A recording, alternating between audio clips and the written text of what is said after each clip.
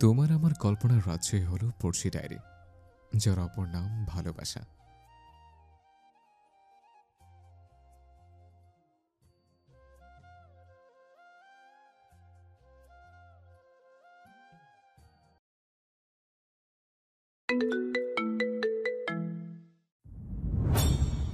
Class শেষে ৩ বান্ধবী কক্ষ ত্যাগ করে। সময়টা তখন ৩:৩০। লাস্ট ক্লাস দেরিতে শুরু হয়। এই দেরি ৩ বান্ধবী গল্পে মাতোয়ারা হয়ে হেঁটে যাচ্ছে ক্যাম্পাস হয়ে।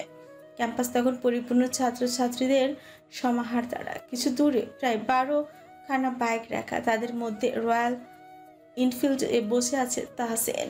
পরনে ব্লু পাঞ্জাবি, জিন্স, চোখে রোদ চশমা, হালকা চাপদারি, মাঝে চিকন ঠোঁট, তাতে গোজা সিগারেট। খুবই সিরিয়াস ভঙ্গিতে তার আশেপাশে বসা ছেলেদের কি যেন বলছে। নাক থেকে ধোঁয়া বের করে সিগারেটের ২ আঙুলের ফাঁকে নেয়। মুখ থেকে বাকি ধোঁয়া বের করতে গেলে আজানো কেসে উঠে তাহসেন। মুখে হাত দিয়ে কাশতে কাশতে উঠে দাঁড়ায়। ছেলে পেলেরা অস্থির হয়ে আশেপাশে পানি খোঁজে। হঠাৎ করে এক ছেলে তাদের পাশ থেকে যাওয়া মেয়েদের উদ্দেশ্যে উদ্বিগ্ন স্বরে বলল, পানি লাগবে? আছে। থেমে যায় তানিয়ারা। তানিয়া পূর্ণ দৃষ্টি মেরে তাহসিনকে দেখে। মানুষটা কোমরে হাত রেখে কেসেই যাচ্ছে। তানিয়া কথা বাড়ায় না, ব্যাগ থেকে বোতল বের করে সোজা এগিয়ে তাহসিনের হাতে দেয়। তাহসিন তানিয়ার দিকে এক পলক তাকিয়ে পানি সপাট করে, অতঃপর ভারী নিঃশ্বাস নিয়ে নিজেকে শান্ত করে। তানিয়ার দিকে পুনরায় পানির বোতল দিয়ে মৃদু স্বরে বলল, থ্যাংক ইউ। তানিয়ার কাঙ্ক্ষিত ধন্যবাদ উপেক্ষা করে বোতল নিতে নিতে বলল, করুন। ধন্যবাদ আমাকে না, আল্লাহকে করুন যে ঠিক সময় পানি পেয়েছেন। ড্রাইভিংয়ের সাথে বাইকে বসে ছাইপাশ খেয়ে নিজেকে কি প্রমাণ করতে চান? আপনার কাছ থেকে বাকি ছাত্রছাত্রীরা কি শিখবে ভেবেছেন কোনোদিন? তাহসিন পুরো কথা চুপচাপ শুনে সানগ্লাস তুলে মাথায় আটকে রেখেছে। তাহসিনের শান্ত রূপে সমস্ত ছেলেরা স্তব্ধ। তাদের নেতা সাহেবের এ কেমন রূপ! মেয়েটা যা নয় তাই বলে যাচ্ছে, আর সে কিনা শুনছে। তানিয়া চলে যেতে নিলে তাহসিন গম্ভীর গলায় বলে, দাঁড়াও। তানিয়া ফ্রিকুচকে ঘুরে দাঁড়ায়। তাহসিন তানিয়ার দিকে সামান্য ঝুঁকে এসে মুহূর্তেই তানিয়ার কাঁধ থেকে মাঝারি আকারের মাকড়সা নিজের তর্জনী আঙুলে তুলে তানিয়ার চোখের সামনে তুলে তানিয়া দেয় এক চিৎকার। বাঁকা হাসি দেয় তাহসেন। তানিয়া এক প্রকার দৌড় দিয়ে দিয়াদের কাছে চলে যায়। এদিকে নিস্তব্ধ ক্যাম্পাসে হু হু শব্দ পেলে তানিয়া লজ্জা একাকার। কঠিন চোখে তাহসিনের দিকে তাকিয়ে দেখে সেটা ঠোঁট কামড়ে তাকিয়ে আছে তার দিকে। দিয়া, সিফা তানিয়াকে প্রশ্ন করতে করতে বেরিয়ে যায় কলেজ থেকে। ভাই, মেয়েটা তো পুরোই জড়ো বাতাস। তানিয়া মুরাদের কথায় রুদ্ধশ্বাস ছাড়ে, নিজের গাম্ভীর্য বজায় রেখে বলে, এখন গরমের সময় ঝড় বাতাস ভালো, শরীর ঠান্ডা করে। আরাম আজ ছুটি নিয়েছে। কাল রাত থেকে মাথা ব্যথা অনুভব করছে সে। কোনো রকম নিজেকে ঢেলে ঠুলে রুম থেকে বেরিয়ে আসে। তার বাবা তাকে বহুবার ডাক দিয়েছে, কিন্তু আরহাম প্রতিবারই মানা করছে খাওয়ার জন্য, কিন্তু এখন পেটে হাতি দৌড়াচ্ছে। বাড়ি ফাঁকা, বাবা রুমে ঘুমাচ্ছে ভেবে নিজের ভাত তরকারি বেড়ে খেতে বসলো। ২ লোকমা খেতে হিচকি উঠলো আরহামের। মুহূর্তেই চোখ মুখ লাল হয়ে যায়। পানির জন্য টেবিলে তাকায়। ঠিক তখনই একটা হাত তার দিকে পানির গ্লাস এগিয়ে দেয়। পানি খেয়ে নিজেকে শান্ত করে পাশে তাকানোর সঙ্গে সঙ্গে শুনতে পায় বাবার কণ্ঠ। তাই বলে বিয়ে করতে বউ পাশে থাকলে তো আমার আর আশা লাগতো না। আরাম মুখ করুণ করে বলে ওঠে, সামান্য হিচকির সাথে বিয়ের কি সম্পর্ক বাবা? অবশ্যই সম্পর্ক। এই যে তোমায় এতবার খাওয়ার জন্য ডাকলাম, সিঁড়ি বেয়ে উঠলাম, একখান বৌমা থাকলে তো আমার আর এত কষ্ট করা লাগতো না। তারপর যে তোমার মাথা ব্যথা হচ্ছিল, বউ থাকলে মাথা টিপে দিত, এত বেনিফিট বুঝো না কেন? তাহলে বলবো বাবা, আমার থেকে বিয়ে বেশি দরকার তোমার। এই যে বয়স বাড়ছে, নিঃসঙ্গ, অসুস্থ থাকো প্রায়, একজন নতুন মা আসলে তোমারই সুবিধা। আরামের পাশে বাবা কেসে উঠল। আরাম সাথে সাথে পানির গ্লাস এগিয়ে বাবার পিঠে হাত বুলাতে বুলাতে বলল, এই যে কেসে উঠলে, নতুন মা থাকলে আমায় পানি দিতে হতো না, বোঝো না কেন? এবার আরহাম বাবা ছেলের দিকে ক্রুদ্ধ চোখে তাকালেন। বিয়ের কথা এড়িয়ে যাওয়ার নানান টেকনিক তার ছেলে জানা আছে। বেয়াদব ছেলে, কোথাকার প্রতিজ্ঞা করেছো তুমি? আমার নাতি নাতনির মুখ দেখতে দিবা না? তোমার মা যেমন চলে গেছে আমিও চলে যাব একদিন, থাকো তোমার নিজের মতো। আর কিছু বলবো না। তিনি ছেড়ে উঠতে উঠতেই বললেন। আরাম দীর্ঘশ্বাস ছাড়ে। বাবার মুখ্যম অস্ত্র ইমোশনাল ব্ল্যাকমেল। এরই মাঝে তার ফোন বেজে উঠল। পকেটে থাকা ফোন বার করে কানে দিয়ে বলল, ইয়েস ফাহাদ, বল। ভাই কাল একবার আমাদের দিকে আসিস তো, কিছু জরুরি। তোর চেম্বারে? হ্যাঁ, ডিউটি আছে, না হলে বাড়িতে ডাকতাম। ওকে, সময় বল। Whenever you free. আরাম সম্মতি জানিয়ে কল কাটে। খাওয়া শেষ করে অতঃপর বাবার রুমে গিয়ে দেখে তার বাবা ঘুমাচ্ছে। আরাম মুচকি এসে বাবার মাথায় হাত বুলিয়ে দিয়ে হাতে চুমু খায়। আল্লাহ কাউকে পাঠাক, আমি তাকে আঁকড়ে নেব বাবা, অপেক্ষায় আছে। দিয়ার মায়ের শরীরটাও হুট করে খারাপ লাগছে। গরমের চোটে শরীর খানিক নিতিয়ে পড়েছে। ও আর অ্যাস পানি খাওয়া অবশ্য। এখন সন্ধ্যা 7টার কাছাকাছি। দিয়ে একাই বেরিয়ে পড়ে ফার্মেসির উদ্দেশ্যে। এমার্জেন্সি না থাকলে বান্ধবী মহলের কাউকে না কাউকে নিজের সাথে নিয়ে যেত। ফার্মেসি হতে বেরিয়ে আসে দিয়ে হুট করে কোথা থেকে এক সফট ড্রিঙ্কসের খালি ক্যান দিয়ের কপালে এসে লাগে। সঙ্গে সঙ্গে মাথা চেপে ধরে, মৃদু চিৎকার তুলে ক্যান আসার দিশা লক্ষ্য করে তাকাতেই দেখলো রাস্তার ওই পাশে দুজন ছেলেকে। একজন যে গাড়ির সামনে উঠে বসে আছে আর অপরজন যে গাড়ির সাথে হেলান দিয়ে দাঁড়িয়ে। দিয়া চোখ শক্ত করে রাগে ফুঁসে উঠেছে। এক ছিলে হাতে তুলে থপথপ পা ফেলে গাড়ির রাস্তার ওই পাশে যায়। কোনো দিকে না তাকিয়ে গাড়ির দরজার কাছে মারে। সামান্য বিকট শব্দ হয় না, ভাঙলেও চির ধরেছে। এদিকে শামীম হতবাক ঘাড় ঘুরিয়ে দেখে দিয়াকে দেখিয়ে চিনে ফেলে। গাড়ি হতে থপ করে নিচে নেমে আসে। দিয়াও অবাক, এটা তো সেই চুমুখর বেটা। শামীম বাঁকা হেসে একবার গাড়ির কাছের দিকে তাকিয়ে বলে, দিয়া আরে মিস, ছি তুমি! What a present surprise! আমাদের এইভাবে দেখা হবে ভাবতেই পারিনি। আসলে কি বলতো, সবই planning, God's plan, you no.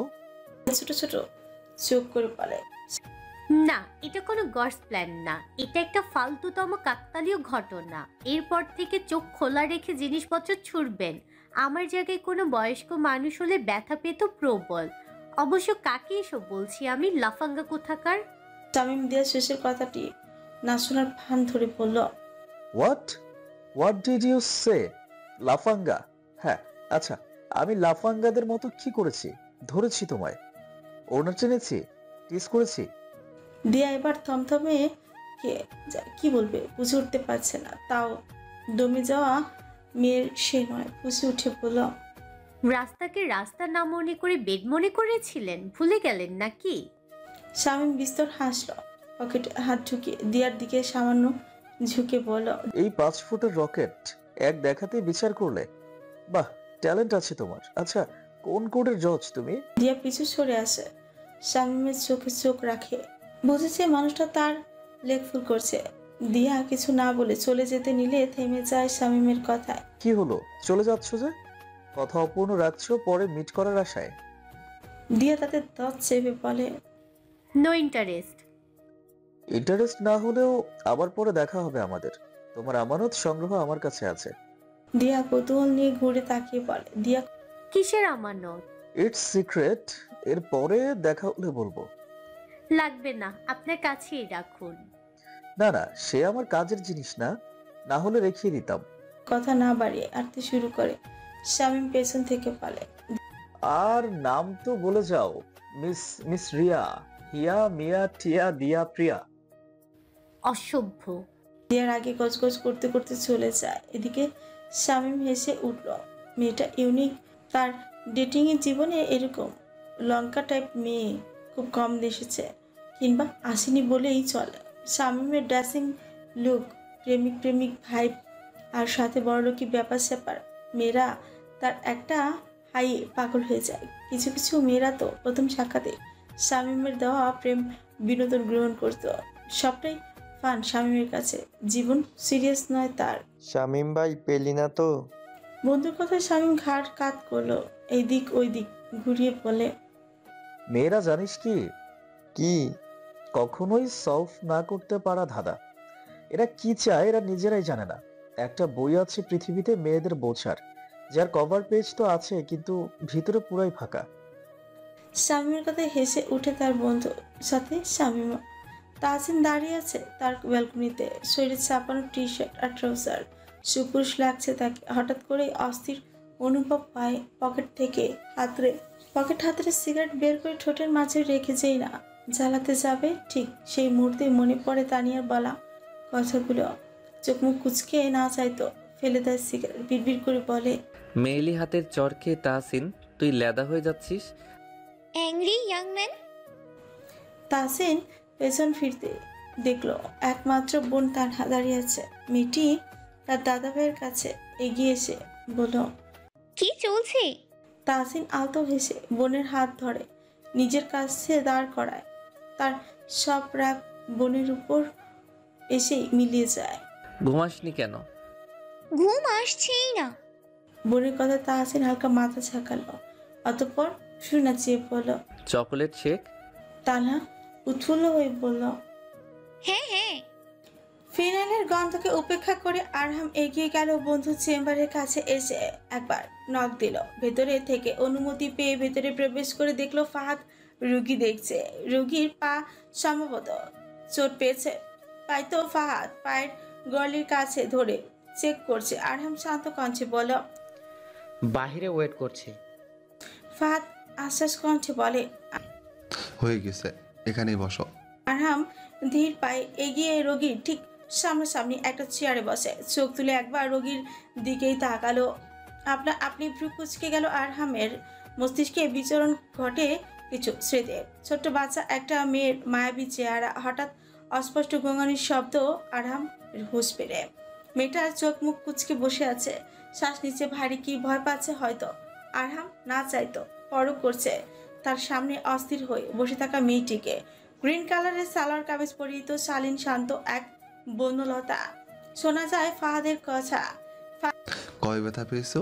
ফাহাদের প্রশ্ন আরহামের কানে আসতে সে গভীর চোখে তাকিয়ে থাকে মেয়েটির দিকে। হঠাৎ মনে সুপ্ত বাসনা, মেয়েটির কণ্ঠস্বর শোনা। কিছুক্ষণ পরে আরহামের বাসনাকে পরিপূর্ণ করে মেয়েটি নির্মল কণ্ঠে বলে উঠে, 2 দিন আগে। দুদিন আগে ব্যথা পেয়েছো? তাহলে আজকে আসলে কেন? মেয়েটি হাতে হাত ঘষে বলল, মা নিয়ে আসতে চেয়েছিল, আমি আসতে চাইনি। ভাবলাম যে ঠিক হয়ে যাবে, কিন্তু ঠিক হয়নি, তাই তো? ফাহাদ সামান্য হেসে কথাটি বলে ওঠে।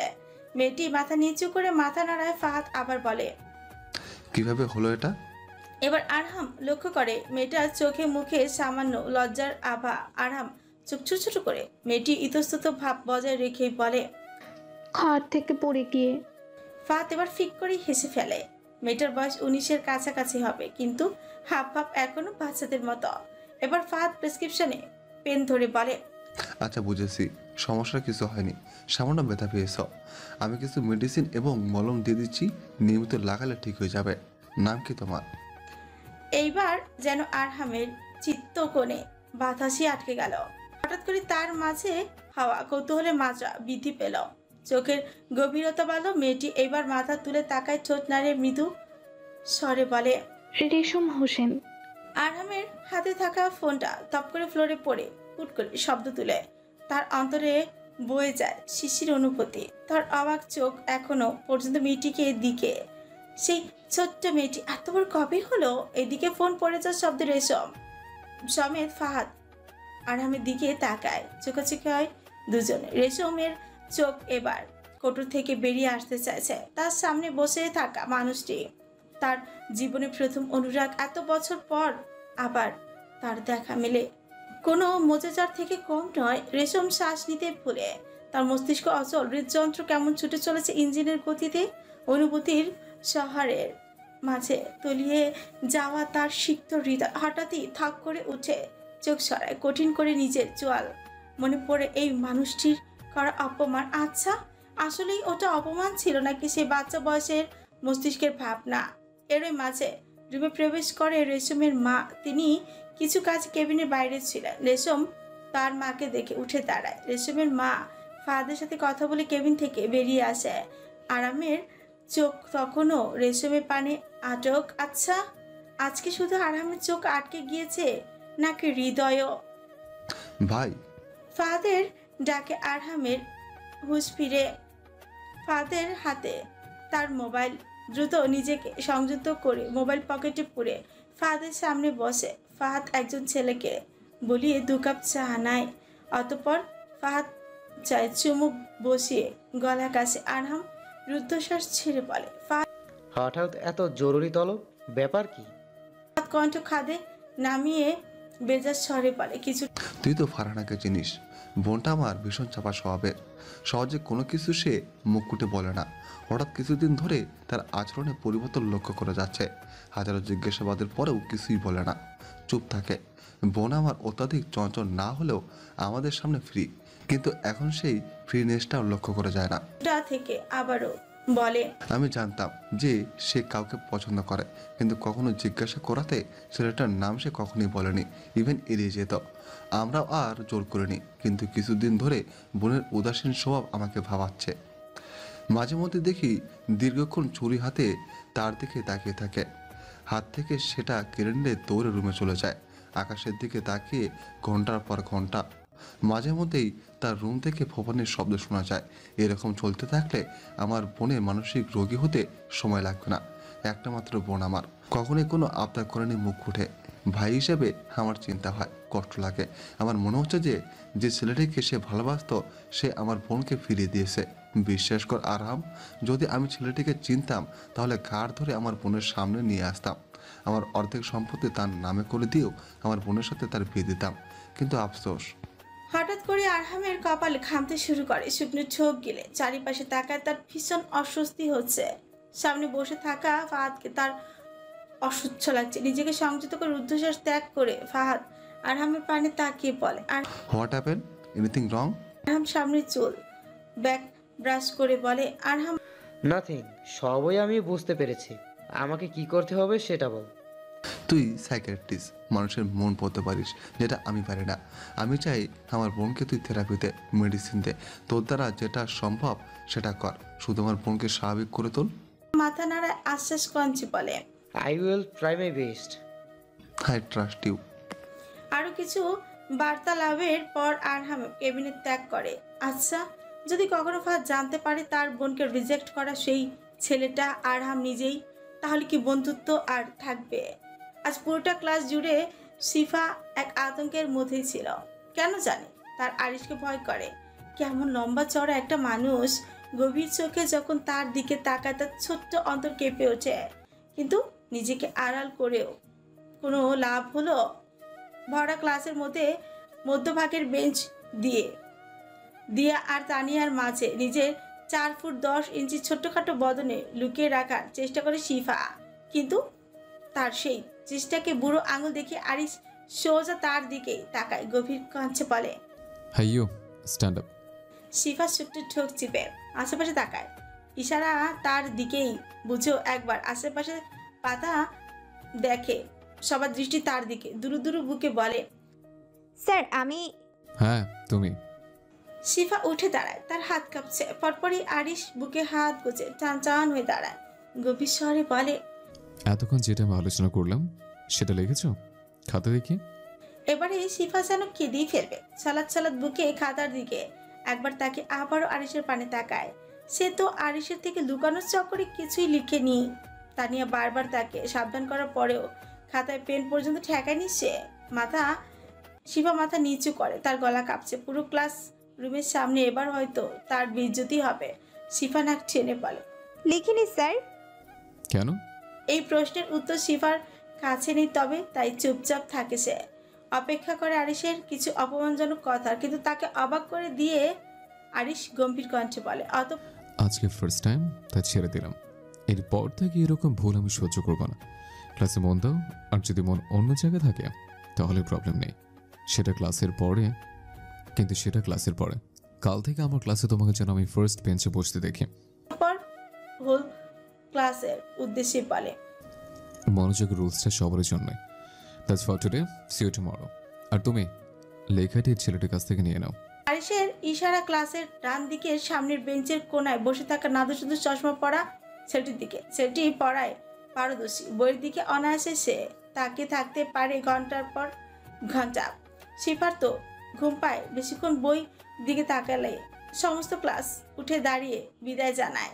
আরিশ গটগট পায়ে বেরিয়ে যায়। আরিশ জানতো শিফা লেখেনি। মেয়েটা প্রতিটা মুভমেন্ট সে তীক্ষ্ণ দৃষ্টিতে পরখ করেছে। আদুরে মেয়েটা তার মন দখল করেছে। আরিশ বুঝছে, কিন্তু আবেগের বসে সে কোনো ফয়সালা নিতে চায় না। পোকা, এই পোকা দ্বারা। শিফার চিৎকার ছেলেটি দাঁড়িয়ে পড়ে পেছন দিকে তাকিয়ে। ছেলেটি ফ্রিকুচকে ভাবলা কঞ্চে বলে, আমাকে ডাকছো? শিফা বনিতা ছাড়াই বলে, হ্যাঁ তোকেই। খাতা দে, কাল দেব।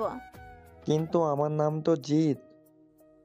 আর আমার নাম হার, খাতা দে পোকা। আমি পোকা না। তুই বইয়ের পোকা। বইয়ের দিকে কেমন করে তাকিয়ে থাকিস দেখি না নাকি? গ্যারান্টি তুই তোর বউয়ের দিকেও ওইভাবে তাকাতে পারবি না। জিৎ জ্যাপ জ্যাপ করে তাকিয়ে থাকে। মেয়েটাও তো পুরোই বেফাস। জিৎ কথা না বাড়িয়ে খাতা বের করে শিফাকে দেয়। তার এখন লাইব্রেরিতে যেতে হবে। শিফা ধন্যবাদ জানিয়ে দৌড়ে দিয়াদের কাছে আসে। খিদে পাচ্ছে, কিছু খাবি তোরা? দিয়া না জানিয়ে বলে, সকালে নাস্তা খেয়ে এসেছি, পেট ভরা। আচ্ছা, তোর এত খিদে কেন পাই বলতো? পেটে কি কুয়া নিয়ে ঘুরিস? শিফা দাঁত কেলিয়ে বলে, যা দেবে অঙ্গে সেই যাবে সঙ্গে। তানিয়া পানি খেয়ে বলে, ভাই রে, পেটে মারাত্মক ব্যথা করছে। আমি কমন রুমে বসছি। দিয়া তুই শিফার সাথে যা, কি খাই দেখ। পারলে আমার জন্য গরম কফি আনিস। তানিয়া হেলে তুলে কমন রুমে চলে যায়। শিফা আর দিয়াও ক্যাম্পাসে আসে। দিয়া বলে, রেশমের কি খবর বলতো? ফোন করলেও রিসিভ করে না, ব্যাক কলও করে না। শুনলাম আজ ডক্টরের কাছে গিয়েছে। আচ্ছা, সন্ধ্যায় ওদের বাড়ি যাব। ঠিক আছে। ভালো আইডিয়া। তানিয়া করিডোর হয়ে এগিয়ে যাচ্ছে। পেটে তার অসম্ভব ব্যথা করছে। আজকে তার ঋতুস্রাবের প্রথম দিন। এই সময় তার অবস্থা কাহিল হয়। আজ কলেজ ইম্পর্টেন্ট ক্লাস ছিল বিধায় তার আসতে হলো। কলেজে প্রথমে কামাই সে করতে চায়নি। তানিয়ার বমি পায় হুট করে পেটের ব্যথার কারণে। শরীর দুলে উঠে, ভারী কি নিঃশ্বাস ফেলে হঠাৎ করে দেয়াল ঘেঁষে বসে পড়ে। বদন তার কাঁপছে।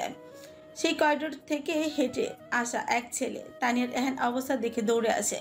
মেয়ে মানুষ বিধায় সে হাত লাগায় না। তড়িঘড়ি করে ফোন করে তাহসিনকে। ভাই, কোনো মেয়ে পাঠাও দোলার সেকেন্ড করিডোরে। তাহসিন ফ্রুকুচকে বলে, তাহসিন কেন? তোর মেয়ে লাগবে কেন? দূর ভাই, আমার না। কাল তোমাকে পানি দেওয়া মহোত্রমা এখানে প্রায় বেহুশ।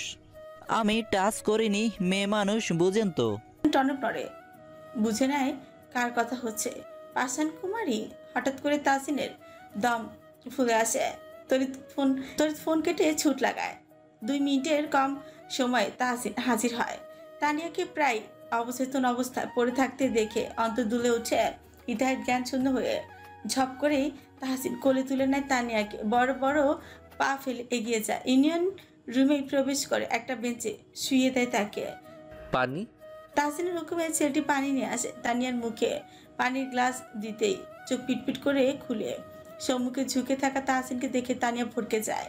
নিজের সত্তায় চোখ বুলিয়ে উঠে বসে। ভয়ার্থ কণ্ঠে বলে, আমি এখানে কেন?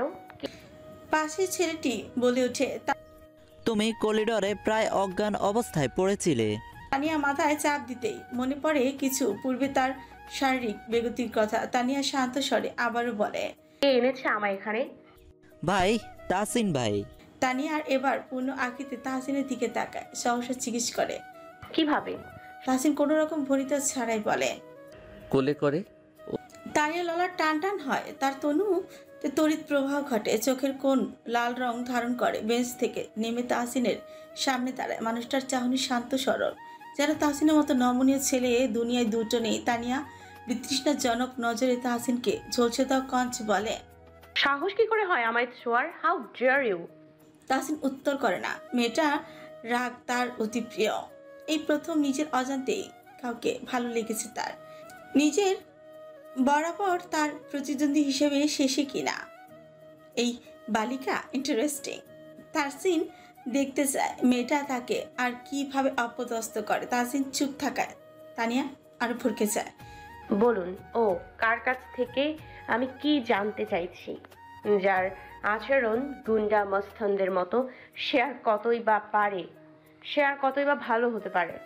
তানিয়ার এহেন কথায় পাশে দাঁড়িয়ে থেকে ছেলেটি বলে ওঠে, দেখো মিস, এবার তুমি বেশি বলছো। তোমাকে ভাই সাহায্য করেছে আর তুমি তাকেই। তাহসিন তানিয়ার পানে তাকাতেই হাতের ইশারায় ছেলেটিকে থামিয়ে দিয়ে বলে, ওকে বলতে দে আমির, তুই যা। কিন্তু ভাই। যা আমির। আমি নামে ছেলেটি প্রস্থান করলে তাহসিন পাশের চেয়ারে আয়েস করে বসে। তানিয়ার উদ্দেশ্যে বলল, কন্টিনিউ। তানিয়া ফ্রিকুচকে ফেলে, মানুষটা কি দিয়ে তৈরি, এত অপমান শুনে চুপ। আবারও বলে, কন্টিনিউ। তানিয়া হিসিয়ে বলে, এই ভাবেন কি নিজেকে আপনি? হ্যাঁ, আমি নিজেকে কি ভাববো?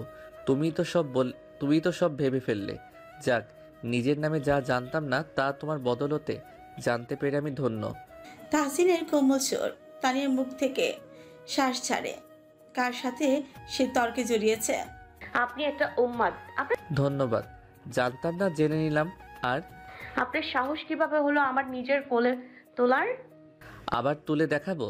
তানিয়া এবার থমথমে খেয়ে যায়, শুকনো ছোঁক গেলে তাহসিনের দিকে তাকায়। সেটা দৃষ্টি অন্যরকম, কেমন একটা খোলাটে। তানিয়া চিত্ত সূক্ষ্ম ব্যথা অনুভব করে। এতক্ষণ প্রায় গায়েব হয়ে যাওয়া ব্যথা আবারও চারাক দেয়। তানিয়া পেট ধরে খামছে। তাহসিনের তা নজর এড়ায় না। চতুর্থ তাহসিন বুঝে ফেলে অনেক কিছু। তড়িৎ ফোন বের করে পকেট থেকে কাউকে ফোন করতে করতে তানিয়ার দিকে তাকিয়ে গম্ভীর স্বরে বলে, এখানেই বসবে 10 মিনিট? কেন? আমি বলছি তাই। আপনার কথা শুনবো কেন? কারণ আমি মাস্তান, তাই। তানিয়া ভরকে গেল। তাহসিনের সাথে আর তর্ক সিলিং ছোঁয়াতে মন চাইল না। পাশের লম্বা বেঞ্চে বসে গেল। তাহসিন ফোনে কাউকে কিছু বলতে বলতে রুম থেকে বেরিয়ে গেল। হাতে গুনে ঠিক 10 মিনিট পরে রুমে এক মেয়ে প্রবেশ করলো। স্তম্ভত, সম্ভবত সিনিয়র, দেখেই বোঝা যাচ্ছে। তানিয়া একবার তার দিকে তাকিয়ে আবারও চোখ বন্ধ করলো। পর মুহূর্তে শুনতে পেল মেয়েলি কণ্ঠ, বোন চোখ খোলো, তাকাও আমার দিকে। তানিয়া তাই করে। ব্যথা তোর তার চেহারা। মেয়েটা মুচকি এসে বলে, আমি তোমাদের senior, last year, period crime হচ্ছে প্রচুর। তানিয়া অবাক হয়ে ধীমে কণ্ঠে বলে, তুমি কিভাবে জানলে? ইজ সিক্রেট, আমি বুঝি। আমার প্রচুর হয়, ইভেন কিছুদিন আগেই আমার হয়েছে, তাই এখনও ব্যাগে পেন কিলার আছে। ভয় নেই, ডক্টর প্রেসক্রাইব করা। অতঃপর মেয়েটি নিজের ব্যাগ থেকে একটা কেকের প্যাকেট তানিয়ার দিকে এগিয়ে বলে, আগে এটা খাও, তারপর পেন কিলার খেয়ে নাও। কিন্তু ডোন্ট ওয়ারি বোনু, ট্রাস্ট মি। তানিয়া না করতে পারলো না। ধীরে ধীরে কেক শেষ করে পেন কিলারটা খেলো।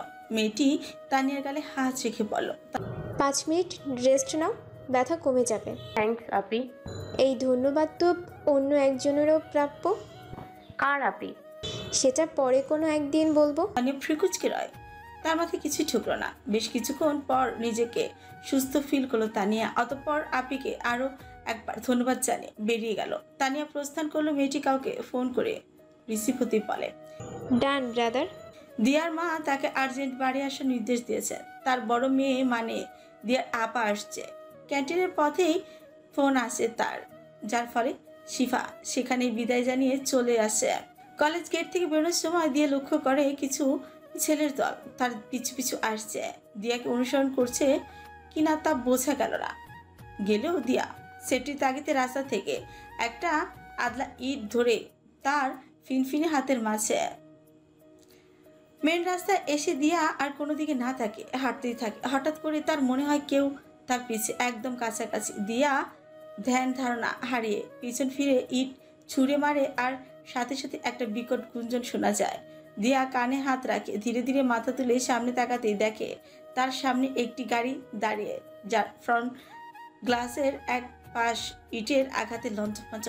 দিয়া চোখ বড় বড় করে রয়। কিছু বুঝে ওঠার আগেই তার সামনে হন্তদন্ত হয়ে হাজির হয় শামীম। একবার দিয়ার দিকে তাকায় তো একবার নিজের ডার্লিং গাড়ির কাছের দিকে তাকায়।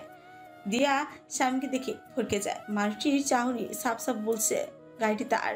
দিয়া ঠোঁট নাড়ে কিছু বলার পূর্বে শামীম বলে, মিস ছি, এটা কি ছি কাজ করলে? খোদা আমার বুলবুলি। বুলবুলি? মাই কার, ড্যাম, বেচারির উপর কি নির্যাতন করলে তুমি? ভাগ্যিস আমি গাড়ির মধ্যে ছিলাম, না হলে আমার যে কি হতো। এই বলো, কেন এমন করলে? দেখুন, আমি কিছুই জেনে বুঝে করিনি। আপনার দোষ। দিয়ে কোনো রকম আমতা আমতা করেই বলল। শামীম আকাশ থেকে পড়লো এমন ভাব নিয়ে নিজের তর্জনী আঙুল নিজের দিকে ইশারা করে বলল, আমি আমার ভুল মানেটা কি? এই তোমরা মেয়েরা এমন ঘাটতেরা হও কেন গো? ভুল করে মানতে চাও না? যেন মেয়েদের উপর পিএইচডি করেছেন। শামীম বুক ফুলিয়ে বলল, হ্যাঁ করেছি, and I am proud of myself for that.